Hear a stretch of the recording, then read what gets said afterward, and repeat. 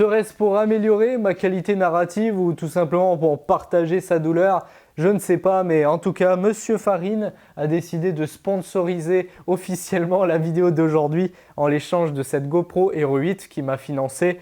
Donc, on remercie tous Red Shadow Farine pour la GoPro et je m'en vais lire son script qu'il m'a envoyé par Gmail. C'est un honneur pour Farine de Blé Performance de participer financièrement à l'amélioration visuelle de notre chaîne qui fait partie du gang des gros zizi. Ceci est la GoPro Hero 8, quatrième caméra la moins fiable de tous les temps derrière la GoPro 10, la GoPro 7 et évidemment la GoPro 9. Bienvenue dans un monde de douleur, c'est ce que je disais tout à l'heure. Nous vous autorisons également à utiliser un écran noir avec comme annotation foirage GoPro. Mes amitiés à madame Farine de Blé. Donc on va essayer d'en tirer quelque chose aujourd'hui et dans tous les cas on ne crache pas sur un cadeau de bonne foi. Donc allez-vous-en sur le champ, vous abonner à la chaîne de mon cher Pimp Daddy Farine de Blé. Et sur ce, yo les Shrap Boys, j'espère que ça pimp. Bienvenue dans ce nouvel épisode dans lequel on va sûrement taper dans le dur. Quand je dis taper dans le dur, c'est qu'on va s'attaquer au système de direction. Et vous allez voir, c'est pas si facile à faire un système de direction. Ça suit des géométries très particulières. C'est pour ça que dans cette vidéo, vous allez sûrement prendre feu au cerveau. Mais si jamais vous avez les couilles de regarder cette vidéo du début jusqu'à la fin, vous allez ressortir grandi avec certaines notions que probablement personne ne vous aura jamais partagées auparavant. Transition ? Du coup, pour commencer, j'ai acheté diverses merdes chinoises plus ou moins utiles. Tout d'abord, j'ai acheté une crémaillère de direction, trop longue, donc je ne vais pas m'en servir. J'ai acheté une deuxième plus courte, donc c'est celle-là qu'on va utiliser. Des cardans pour le volant et diverses biellettes avec des rotules un peu pourries, donc je ne vais pas m'en servir et je vais racheter des rotules chez 1, 2, 3 roulements. Et la première étape, ça a été de décider où et comment on va agencer notre système de direction. Je ne vais pas vous mentir, dans la plupart des autres cas, c'est un poil plus simple parce qu'on n'a pas un putain de moteur en plein milieu peut-être. Et là, comme d'habitude, je vois venir notre cher ami Marc-Henri de Lafayette en mode « Oh, mais je t'avais dit, j'avais raison, t'avais qu'à mettre le moteur à l'arrière. » Si j'ai mis le moteur à l'avant, c'est pour deux raisons. La première, un moteur à l'avant, un cul à l'arrière, tu pourras jamais faire mieux en répartition des masses. De deux, si c'est pour faire comme la plupart des gens ou comme tous les cross-karts, chaque cross-kart a un moteur à l'arrière, ça sert à rien que je fasse des vidéos, ça sert à rien que j'essaye des trucs parce qu'on s'amuse pas, on refait, on copie des trucs qui existent déjà, ça sert à quoi? Ici, c'est la science du pimp. Certes, si ça marche pas, ça marche pas, si ça marche, ça marche. Néanmoins, on apprend des trucs. Mais heureusement, le pimp, il a plus d'un Shrap dans son sac. Donc on va pas se chier dessus et on va faire un petit système mécanique de l'espace. Montage, transition.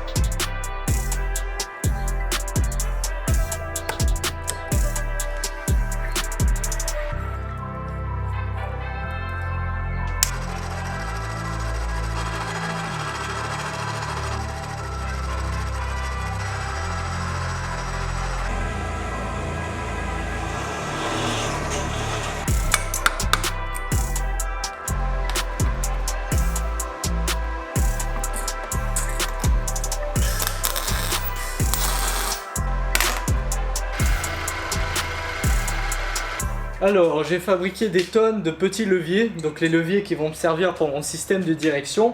Et maintenant, sur ces petits manchons, je veux mettre des vis pointeaux pour les serrer sur leur axe. Et les vis pointeaux, c'est du M5. Et quand tu veux tarauder au M5, il faut que tu perces à 4,2. Mais qui a des forêts de 4,2 sérieux? Donc les hommes, les vrais, quand ils ont besoin de percer à 4,2, toujours avec le foret de 4, tu le mets dans la perceuse à main. Tu te mets dans le trou et tu zoukes comme ça, tu dilates un peu le trou histoire de grappiller les virgule 2 qui te manquent. Voilà, bravo, tu peux être fier de toi, tu viens d'économiser des sous.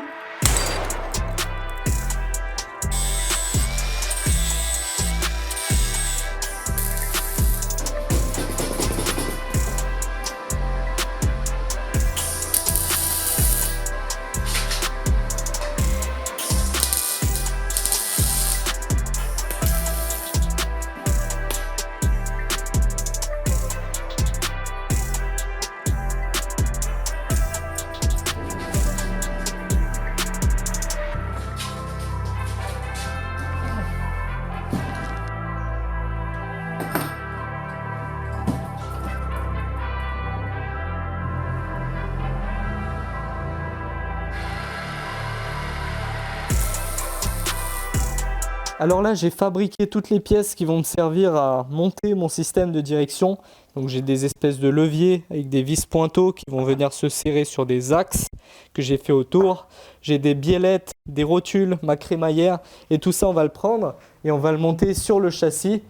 Au niveau de ces tubes là que j'ai soudés, ces tubes vont me permettre en fait d'emmener le mouvement qui se produit en bas, l'emmener en haut pour esquiver par au-dessus ce putain de moteur. Mais avant de monter ça, les géométries de direction, c'est la merde. Il faut que je vous explique pourquoi c'est la merde. En fait, imagine ta caisse, elle prend un virage. Imagine ça, c'est le centre du rond-point que tu es en train de contourner. À contresens du coup, mais bon, on s'en tape. Ta caisse, elle est en train de tourner. En fait, ta roue qui est interne au virage, elle doit pivoter plus que la roue qui est externe au virage parce qu'elles suivent toutes les deux un cercle qui n'a pas le même rayon. Donc les tangentes ne sont pas les mêmes. Et donc pour éviter de flinguer tes pneus au bout de 2 virages, il faut incliner ton pivot de direction. Tu le soudes avec une inclinaison, un angle qu'on appelle l'angle d'Ackermann. Et pour déterminer cet angle, qui est évidemment spécifique à chaque véhicule, il y a 2 écoles. La première école, c'est celle des mecs à lunettes. Donc tu prends ton stylo, tes formules et ta virginité, et tu calcules. Et la deuxième école, c'est celle des Schrap Boys qui s'en tartinent les burnes avec élégance et qui vont partir chercher un vieux fil de cuivre tout pourri. Voilà, comme ça.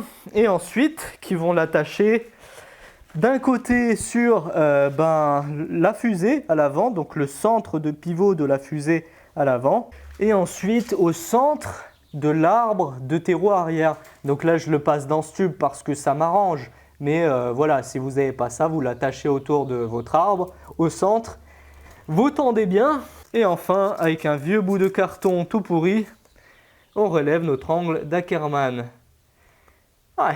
Mais non, c'est pas si simple. C'est pas juste tu mets ton Ackermann, tu le soudes et c'est fini, ça marche. Non, parce qu'il y a une mécanique hyper casse-couille qui s'appelle le bump steering. Ce qui fait que quand ta suspension voudra bouger de haut en bas, en fonction de la route, regardez bien la direction. Vous voyez, elle prend de l'angle. Donc ça bouge aussi et c'est complètement de la merde. Et pour pas que j'ai cet effet de merde de bump steering, il faudrait définir la longueur de ma biellette de direction de façon très exacte pour que la première rotule soit alignée avec cet axe-là de pivot ici. Donc la rotule sera à peu près par là. Et la deuxième rotule soit alignée avec mes 2 pivots des A-arms. Mais je viens juste de vous dire que Ackermann vient de dire qu'il faut que ta rotule soit alignée avec le fil bleu, donc en arrière par rapport à là. Vous voyez la couille? Rien que ça déjà, ça se contredit. En bref, vous l'aurez compris, les géométries de direction c'est un peu de la merde à faire, surtout quand c'est du pifomètre.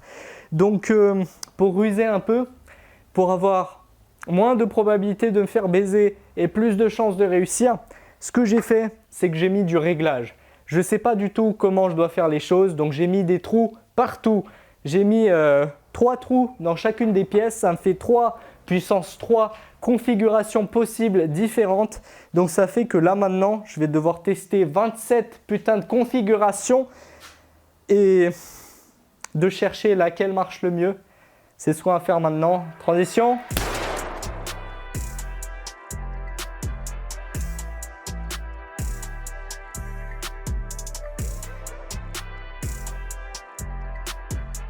Voilà, donc j'ai fabriqué et réglé à peu près mon système dans une configuration qui semble à peu près bonne et ça tchouchoute plutôt bien, même si je vais pas vous mentir, c'est vachement usine à gaz comme système.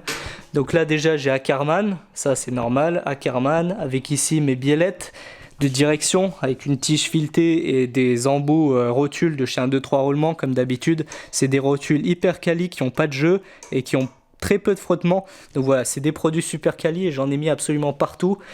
Vous noterez aussi que mes déports là, les trucs que je vous présentais tout à l'heure, les déports qui emmènent mon mouvement du bas vers le haut sur les roulements, ils n'étaient pas assez rigides parce que toute la force, en fait, la force d'une direction, la roue elle pousse sur le truc du bas et la force se transmet seulement par cet arbre M10 et ces vis pointeaux. Et c'était pas du tout assez solide, donc il y avait de la flexion dans mon système et on veut pas du tout de flexion dans un système de direction. Et les vis pointeaux c'est pas assez solide. De base j'aurais dû faire des rainures de clavettes, mais j'ai pas les outils. Donc j'ai mis une plaque de renfort ici qui va compenser, en fait, qui va éviter qu'il y ait de la flexion. Donc voilà, et j'actionne aussi ma crémaillère que d'un côté parce qu'elle était trop longue et il n'y a pas plus petit dans le commerce. Donc j'actionne que sur un levier ici et je transmets le mouvement par cette barre qu'il y a là derrière. C'est vraiment le bordel, hein. Mais ça a l'air de marcher. Et là, quand on se met de face et qu'on tourne les roues, on voit bien que la roue qui est interne au virage, elle se penche vachement plus que la roue qui est externe. Là, à la caméra, on dirait que j'ai un Ackerman de malade mental. En vrai, c'est pas du tout le cas, c'est l'illusion d'optique, le fait que quand on regarde comme ça, là. Par contre, ce que je n'ai pas réussi à faire, c'est éliminer complètement cet effet de merde de bum steering. Lorsque je joue avec ma susp, ma roue, elle s'ouvre très légèrement. Et ça, c'est dû au fait que j'ai fait certains raccourcis. Donc, j'ai simplifié d'une certaine façon mes pivots, là, mes fusées à l'avant. Et ça fait que je ne pourrais jamais éliminer complètement cet effet. Par contre, ce que j'ai réussi à faire par pur hasard, je ne vais pas vous mentir, c'est de faire travailler le bump steering dans le sens de Ackerman. Ça fait que lorsque mon véhicule il va tourner, il va pencher, tu vois, il va tanguer du côté du virage. Donc cette suspension, elle va monter vers le haut. Et lorsqu'elle va monter, ça va ouvrir très légèrement et donc ça va aller dans le sens de Ackerman. Et ça, c'est pimp.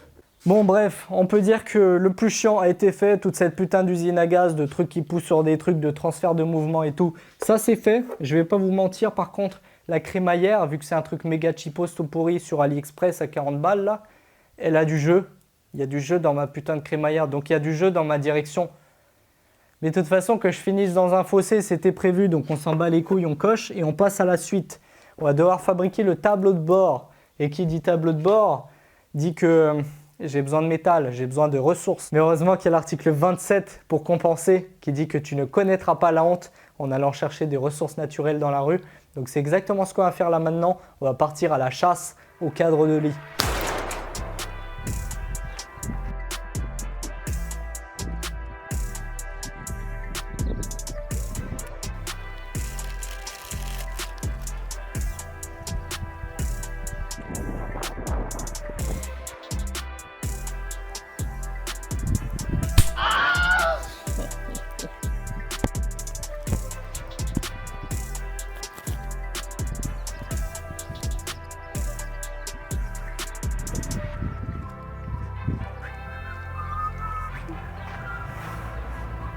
Magnifique ressource fournie par les dieux de la rue que je vénère depuis si longtemps.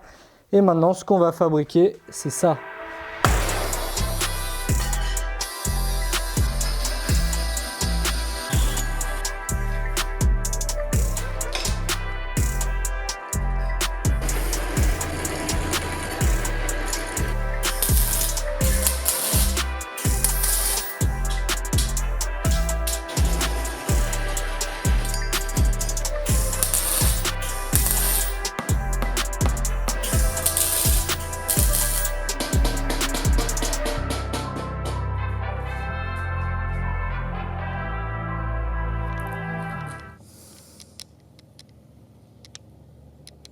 Ah non, c'est un peu court, jeune homme.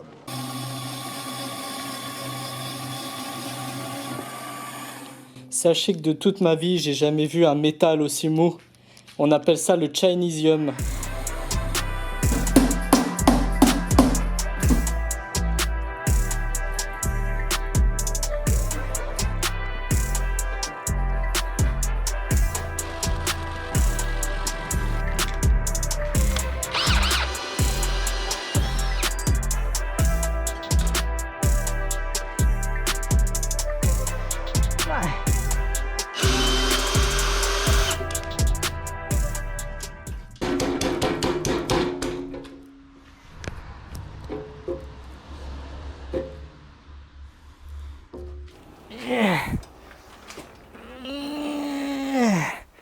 Ah putain, c'est chiant!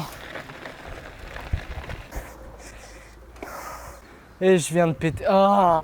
Bah oui, forcément que je l'ai pété. Bon les gars, je vais pas vous mentir, mon système de direction il est vraiment tout pourri. Regardez, rien que le jeu dans ma direction, il est énorme. Genre ma crémaillère achetée en Chine, très mauvaise idée, je l'ai payé 40 balles, c'est du gâchis. En plus, j'avais pas les caractéristiques de la crémaillère. Donc quand j'ai acheté, j'avais aucune idée de l'amplitude de rotation du volant. Là, je me retrouve avec même pas 90 degrés de débattement. Donc j'ai 45 degrés d'un côté, 45 de l'autre. Et c'est vraiment ridicule.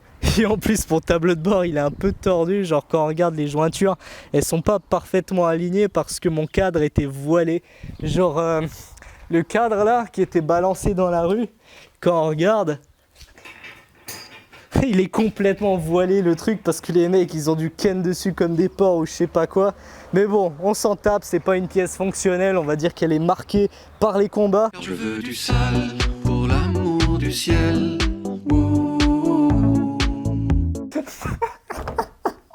C'est de la merde, mais on va dire que c'est fait. C'est de la merde, on va dire que c'est fait. Allez. En tout cas, le petit monstre là, il attend sagement dans son coin, il attend son tour. Comme je vous l'ai déjà dit, j'ai toujours des questions, des mecs qui me demandent pourquoi tu fais pas le swap. Je vous ai dit 15 fois, déjà on teste, on fait péter ce petit moteur, on règle le châssis histoire de ne pas mourir tout de suite. Et dès que la fondation, la base est saine, on peut ensuite envisager de mettre 70 chevaux dedans. Mais voilà, de toute façon, quand je vais mettre ce moteur, le système de direction, j'aurai tout à le reprendre de zéro parce que ce moteur il est trop gros, il n'y a rien qui va rentrer sur les côtés. Donc voilà, c'est pour ça que je ne veux pas me faire chier encore 2 semaines avec mes pièces de merde AliExpress. Tout ça pour avoir tout à refaire la prochaine fois. Donc voilà, j'ai assez jeté d'argent par les fenêtres. On va rester là-dessus, on va tester comme ça dans la prochaine vidéo. Et celui-là, ça arrive bientôt. De base, je voulais démarrer ce moteur là maintenant dans cette vidéo. Mais c'est ma soeur qui avait fait le branchement. J'ai cramé mon CDI du coup, donc voilà, j'attends qu'il y en ait un autre qui arrive. Et sur ce, prochaine vidéo, test sur route. N'hésitez pas à vous abonner à mon OnlyFans que je vous mets en description. N'hésitez pas à vous abonner à cette chaîne pour voir la suite. Et sur ce, j'ai d'autres chats à fouetter. Ciao!